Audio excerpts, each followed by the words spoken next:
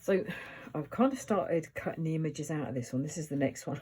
Do you know what? I promised myself this year I wasn't going to start off in a great big book, but I just can't help myself. It's ridiculous. Right, Mrs. Beeton's household management. Okay, so I've cleaned this. I've used saddle soap. I have put leather food on there. I'm just waiting for glue to turn up. I have to say the first illustrations of this looks quite 1950s to me, but some of the information on the inside I think dates far later, maybe. So I'm just starting to run through I'll get my tears back in. I'm just starting to run through the images, okay? And I'm taking my time, to be fair. I'm looking to see what kind of things here. I've just cut a couple of bits out. Now, I did a book. It was probably my third or fourth book that I ever did. That was a medical one. And I took various words out of it and expressions because they were just ones we didn't use anymore. So I thought I'd look for the kind of same stuff that we don't hear of so much now. So I started picking out a couple. I mean, there is turtle soup. You will not see turtle soup, I don't think, in a recipe, not especially in the UK anyway. Cow heel soup, that's another one. You wouldn't really hear that. You'd find, to be honest, if they are still using cow heels in soup, they're more likely going to be calling it something fancy rather than just straight up what it is. Because if somebody says, oh, do you want a cow heel soup? Are you going to eat it? Probably not. That one got me. Good woman's soup, so I took that one out. And a calf head sauce. I kind of had Indiana Jones thoughts when I saw that. When you think about them sitting around the table with the monkey's heads eating the brains, you know. The other thing I'm rapidly starting to notice, right? This is obviously quite a chunk of a book, yeah. If you're trying to cook and your recipe's here, you've got the inconvenience of having to be like this. I can understand now why they don't make books this thick anymore. It makes them really impractical. I'm just taking out the game page, right? And I'm just looking at the list down here, down the bottom. Let me bring it in so you can see it. So it says number 3 is blackbird. I knew we ate pigeons, but I had no idea that they ate blackbirds. And I've never even heard of this one. Dumbbird. I'm going to have to Google what a dumbbird is. I literally don't know. I mean, I'm just having a look to try and find out what this dumbbird is. But I mean, to be honest, I think it's just technically classed as a form of game. Maybe just one that was a bit stupid and got caught. I don't know. Would you look at that? Blackbird pie. Blackbirds, just as blackbirds, doesn't actually tell you how many. Rump steak, veal and forced meat. That's quite a combination of meat going on there. Blackbird pie. Wow.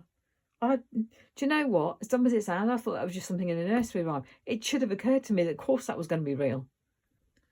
Just found it. It says 1 blackbird to every 2 people.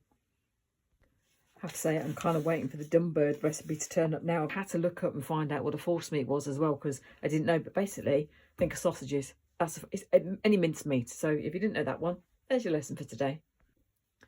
Now, this is another one of those, because we're English. We probably wouldn't. Frog stewed. I literally don't know what to say. I don't know whether that's going to be a good meal or not. Oh, there you go. There's a load of calf brain recipes here. Again, another one that makes me go, but you know what? It was a thing back then. I remember my mum even telling me that she used to have pig's brains on toast. It was just something that they used to get. So let's have the calf's fried brains, because that one is the one that sounds the weirdest to me. It's all calf's head, calf's heart baked, calf's head with tomato sauce, calf's head pie. And there be the image of calf's head and a bath chap, whatever that may be. Bookmark. I do like finding things that people have left in books. I don't find that much very often, to be honest. In a while since I found anything. Well, this is kind of interesting as well, because I don't know so much in other countries, but in the UK, you generally don't have the head left on your food anymore. They did do it in some places. It's just not generally a thing to do. I mean, that's a roast hare with red currant jelly. If somebody brought that to me to the table, I'd probably be like, it's still got its head on. It's looking at me. I can't eat it. Here you go, another one again. Brain and tongue pudding this time. Still don't fancy it. This one's for sheep's tongues and sheep's brains. Don't get me wrong, If I was at the bottom of a well and somebody gave it to me, I would probably eat it. See, I'm just sitting here thinking, right, and I'm just looking at this thinking, that's a bit grim. But then on the other hand, you've got to kind of know how to do it and what you're doing. Because, I mean, you wouldn't pick up a medical book for a doctor and not have an image in there on how to do something, would you? We can't give you any drawings of that because it's too graphic. You're just going to have to guess. Could you imagine doctors being like, sorry, no images, just go guess. Again, it might be a me or a British thing, I don't know. But it's like celery, get your teeth in, shell. Celery and macaroni stew. I mean, would you? You know? Who knew there were just so many ways to do things with celery? I'll tell you a very brief story about it's got down here as baba with rum syrup, so it's a rum baba basically. I've never eaten one. When I went out on my hen do, it was the one and only time I pretty much got blackout drunk. Came home, did the usual of, you know, paying many visits to the toilet, as you do. Get up in the morning and there's a rum baba in my handbag, and all day long I have no recollection of how it got there, what I was doing. I also had bruising all around the top of my face, down the side of my face, and I didn't know what was going on. And it took me half a day to realise that I'd also been thrown up in the toilet in the pub, and the pub had a wooden toilet seat. And every time I looked up to take a breather, the toilet seat was hitting me in the face. That's the only time I've ever been plastered. Never been that drunk since. See, that's a cute one. Apple hedgehog. I'm assuming there are no actual hedgehogs involved. Yeah, I'm seeing something else that's almost giving me PTSD style flashbacks.